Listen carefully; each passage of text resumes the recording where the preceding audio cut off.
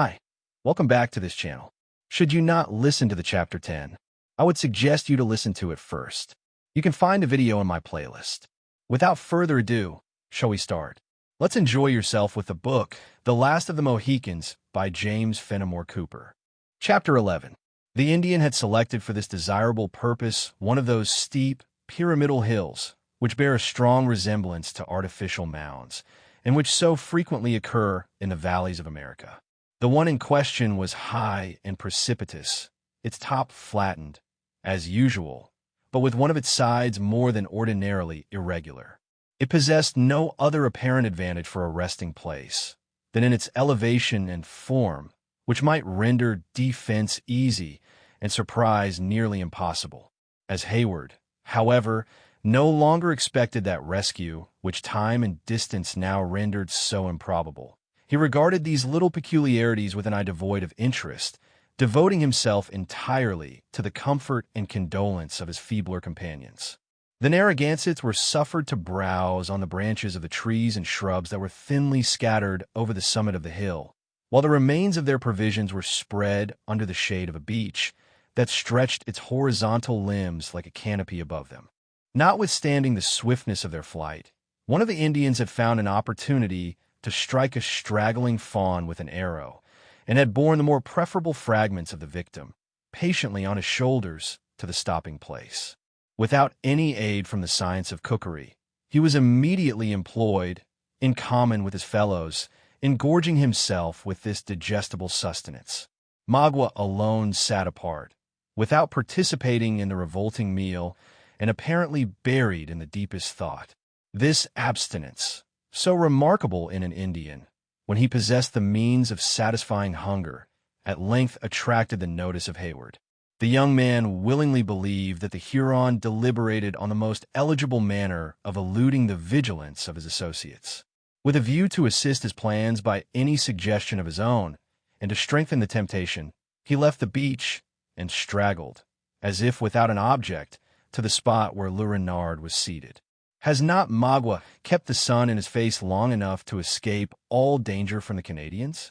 He asked, as though no longer doubtful of the good intelligence established between them.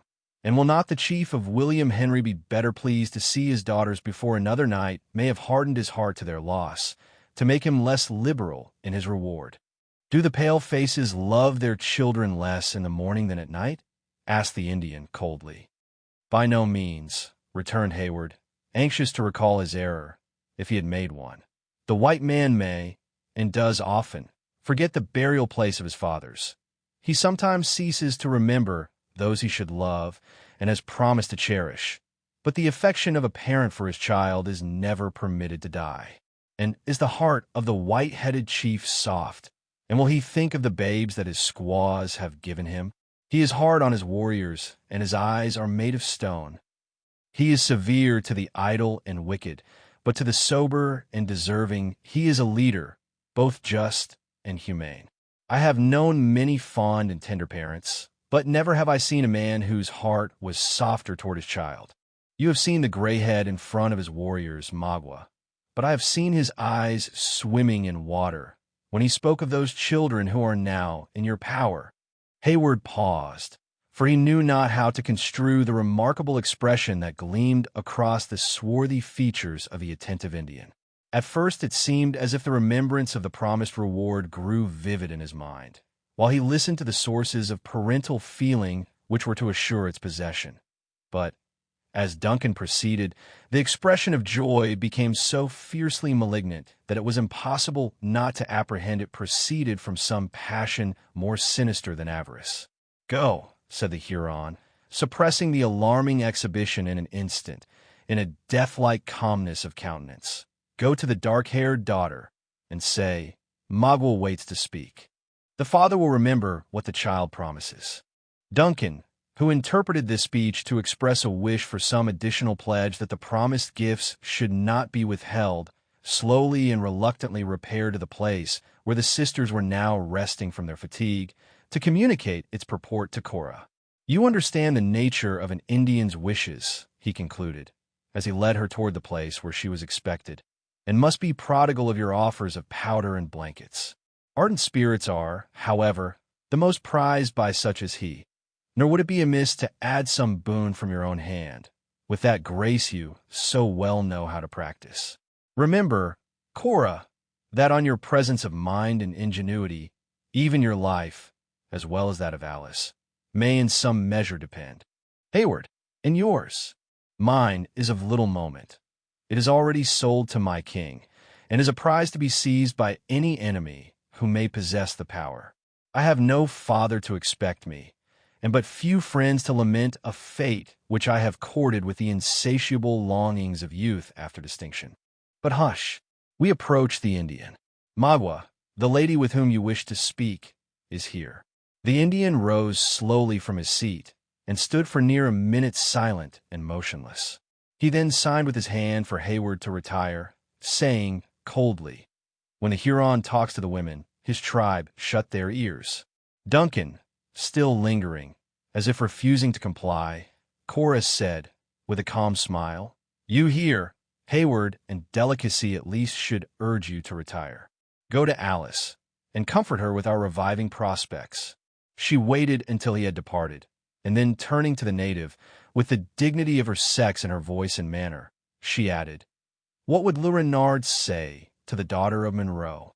"Listen," said the Indian, laying his hand firmly upon her arm, as if willing to draw her utmost attention to his words, a movement that Cora as firmly but quietly repulsed by extricating the limb from his grasp. Magua was born a chief and a warrior among the red Hurons of the lakes. He saw the suns of 20 summers make the snows of 20 winters run off in the streams before he saw a pale face. And he was happy. Then his Canada fathers came into the woods and taught him to drink the firewater, and he became a rascal. The Hurons drove him from the graves of his fathers, as they would chase the hunted buffalo. He ran down the shores of the lakes and followed their outlet to the city of Cannon. There he hunted and fished till the people chased him again through the woods into the arms of his enemies. The chief, who was born a Huron, was at last a warrior among the Mohawks. "Something like this I had heard before," said Cora, observing that he paused to suppress those passions which began to burn with too bright a flame, as he recalled the recollection of his supposed injuries. Was it the fault of Le Renard that his head was not made of rock? Who gave him the firewater? Who made him a villain? 'Twas the pale faces, the people of your own color. And am I answerable that thoughtless and unprincipled men exist, whose shades of countenance may resemble mine?" Cora calmly demanded of the excited savage. "No, Magua is a man, and not a fool, such as you never open their lips to the burning stream. The Great Spirit has given you wisdom. What, then, have I do to, or say, in the matter of your misfortunes, not to say of your errors?" "Listen," repeated the Indian, resuming his earnest attitude.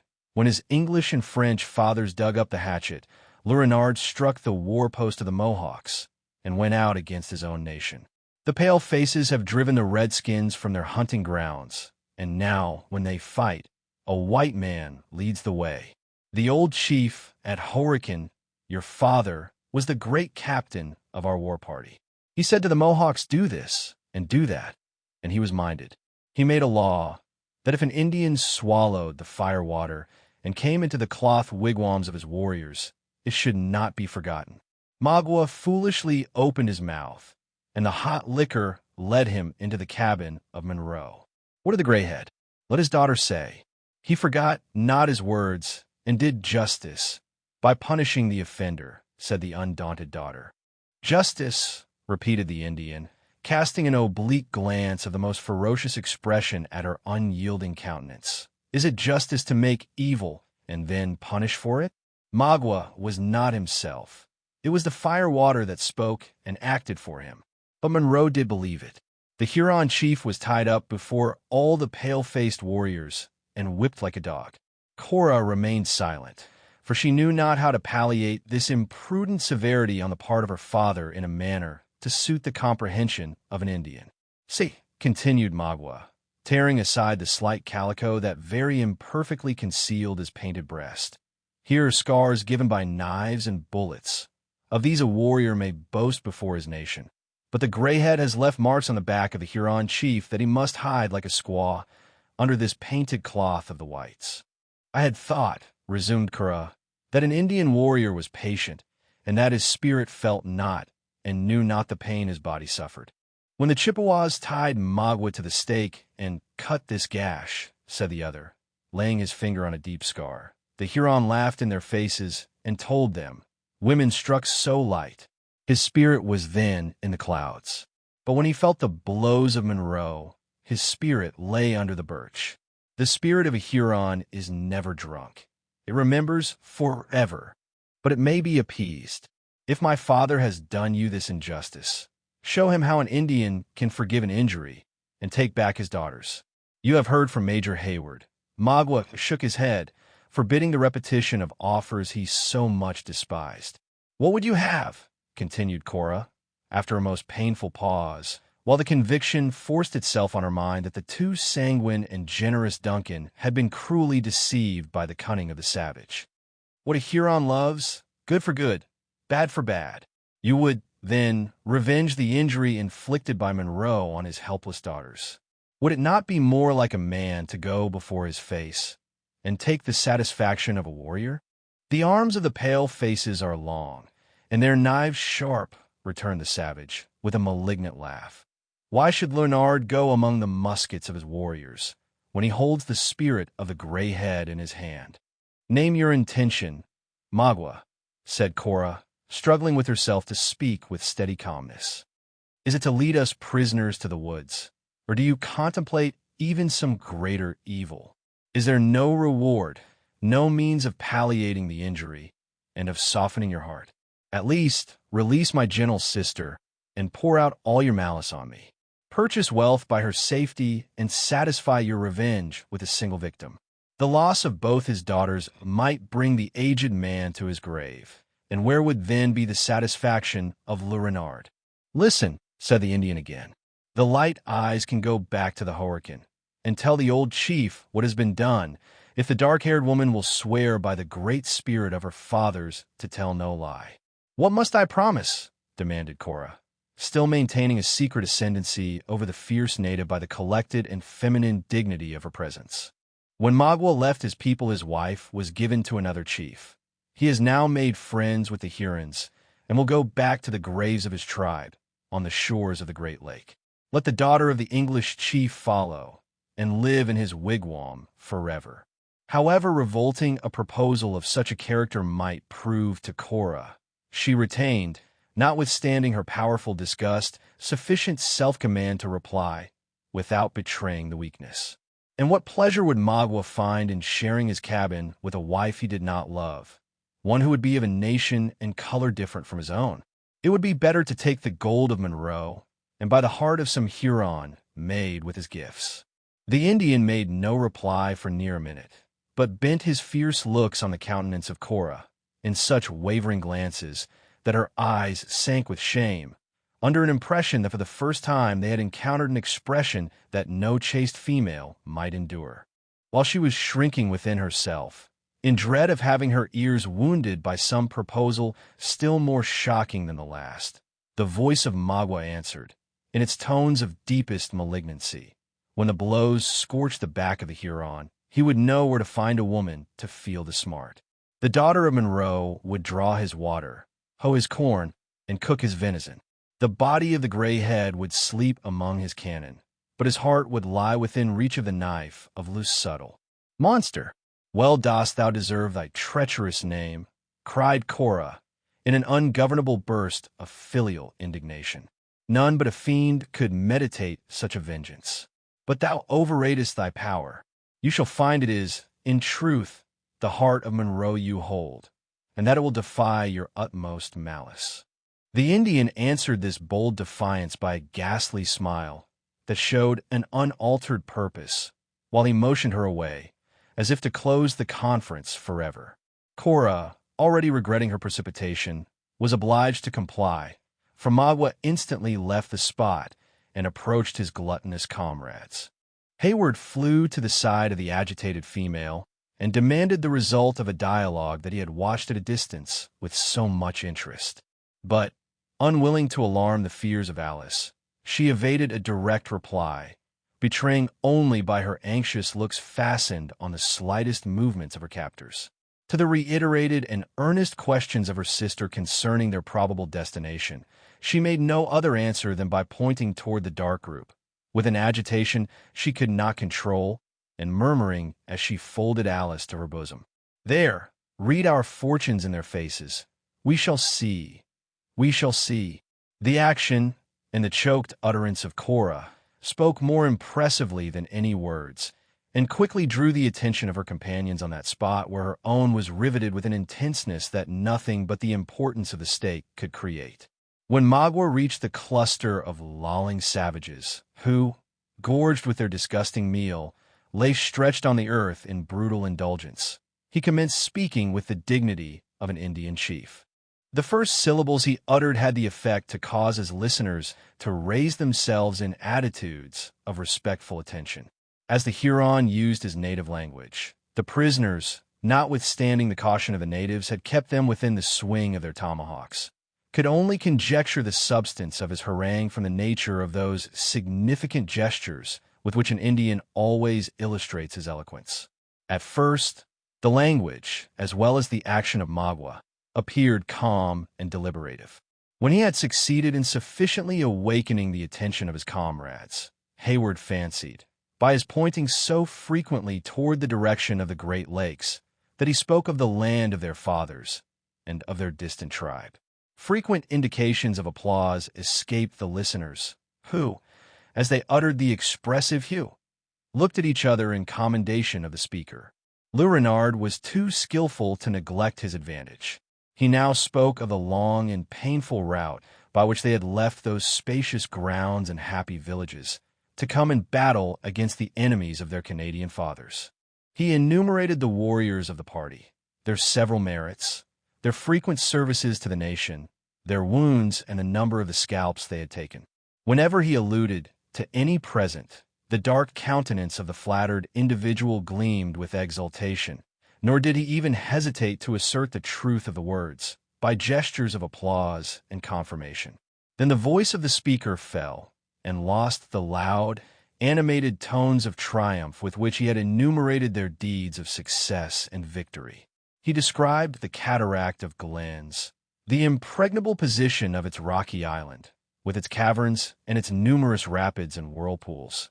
He named the name of La Longue Carabine, and paused until the forest beneath them had sent up the last echo of a loud and long yell with which the hated appellation was received. He pointed toward the youthful military captive and described the death of a favorite warrior who had been precipitated into the deep ravine by his hand. He not only mentioned the fate of him who, hanging between heave and earth, had presented such a spectacle of horror to the whole band, but he acted anew the terrors of his situation, his resolution, and his death on the branches of a sapling. And finally, he rapidly recounted the manner in which each of their friends had fallen, never failing to touch upon their courage and their most acknowledged virtues. When this recital of events was ended, his voice once more changed and became plaintive and even musical in its low, guttural sounds. He now spoke of the wives and children of the slain, their destitution, their misery, both physical and moral, their distance, and at last, of their unavenged wrongs. Then suddenly lifting his voice to a pitch of terrific energy, he concluded by demanding, "Are the Hurons' dogs to bear this? Who shall say to the wife of Manogwa that the fishes have his scalp, and that his nation have not taken revenge? Who will dare meet the mother of Wassawatami, that scornful woman, with his hands clean? What shall be said to the old men when they ask us for scalps, and we have not a hair from a white head to give them? The women will point their fingers at us. There is a dark spot on the names of the Hurons, and it must be hid in blood." His voice was no longer audible in the burst of rage which now broke into the air, as if the wood, instead of containing so small a band, was filled with the nation. During the foregoing address, the progress of the speaker was too plainly read by those most interested in his success through the medium of the countenances of the men he addressed. They had answered his melancholy and mourning by sympathy and sorrow, his assertions by gestures of confirmation, and his boasting with the exultation of savages. When he spoke of courage, their looks were firm and responsive. When he alluded to their injuries, their eyes kindled with fury. When he mentioned the taunts of the women, they dropped their heads in shame. But when he pointed out their means of vengeance, he struck a chord which never failed to thrill in the breast of an Indian. With the first intimation that it was within their reach, the whole band sprang upon their feet as one man. Giving utterance to their rage in the most frantic cries, they rushed upon their prisoners in a body with drawn knives and uplifted tomahawks. Hayward threw himself between the sisters and the foremost, whom he grappled with a desperate strength that for a moment checked his violence. This unexpected resistance gave Magua time to interpose, and with rapid enunciation and animated gesture, he drew the attention of the band again to himself. In that language he knew so well how to assume, he diverted his comrades from their instant purpose and invited them to prolong the misery of their victims. His proposal was received with acclamations and executed with the swiftness of thought. Two powerful warriors cast themselves on Hayward, while another was occupied in securing the less active singing master. Neither of the captives, however, submitted without a desperate, though fruitless, struggle. Even David hurled his assailant to the earth, nor was Hayward secured until the victory over his companion enabled the Indians to direct their united force to that object. He was then bound and fastened to the body of the sapling, on whose branches Magua had acted the pantomime of the falling Huron. When the young soldier regained his recollection, he had the painful certainty before his eyes that a common fate was intended for the whole party. On his right was Cora in endurance similar to his own, pale and agitated, but with an eye whose steady look still read the proceedings of their enemies. On his left, the wides which bound her to a pine performed that office for Alice which her trembling limbs refused, and alone kept her fragile form from sinking. Her hands were clasped before her in prayer, but instead of looking upward toward that power which alone could rescue them, her unconscious looks wandered to the countenance of Duncan with infantile dependency. David had contended, and the novelty of the circumstance held him silent, in deliberation on the propriety of the unusual occurrence. The vengeance of the Hurons had now taken a new direction, and they prepared to execute it with that barbarous ingenuity with which they were familiarized by the practice of centuries. Some sought knots to raise the blazing pile. One was riving the splinters of pine in order to pierce the flesh of their captives with the burning fragments, and others bent the tops of two saplings to the earth in order to suspend Hayward by the arms between the recoiling branches. But the vengeance of Magua sought a deeper and more malignant enjoyment. While the less refined monsters of the band prepared, before the eyes of those who were to suffer, these well-known and vulgar means of torture, he approached Cora and pointed out, with the most malign expression of countenance, the speedy fate that awaited her. "Ha!" he added. "What says the daughter of Munro? Her head is too good to find a pillow in the wigwam of Le Renard. Will she like it better when it rolls about this hill a plaything for the wolves?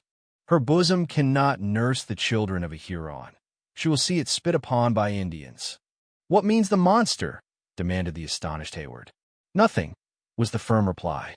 "He is a savage, a barbarous and ignorant savage, and knows not what he does. Let us find leisure, with our dying breath, to ask for him penitence and pardon." "Pardon!" echoed the fierce Huron, mistaking in his anger the meaning of her words. "The memory of an Indian is no longer than the arm of the pale faces, his mercy shorter than their justice. Say, shall I send the yellow hair to her father? And will you follow Magua to the Great Lakes, to carry his water and feed him with corn?" Cora beckoned him away, with an emotion of disgust she could not control. "Leave me," she said, with a solemnity that for a moment checked the barbarity of the Indian. "You mingle bitterness in my prayers. You stand between me and my God." The slight impression produced on the savage was, however, soon forgotten, and he continued pointing, with taunting irony, toward Alice. "Look, the child weeps. She is too young to die. Send her to Munro, to comb his gray hairs and keep life in the heart of the old man. Cora could not resist the desire to look upon her youthful sister, in whose eyes she met an imploring glance that betrayed the longings of nature. "What says he, dearest Cora?"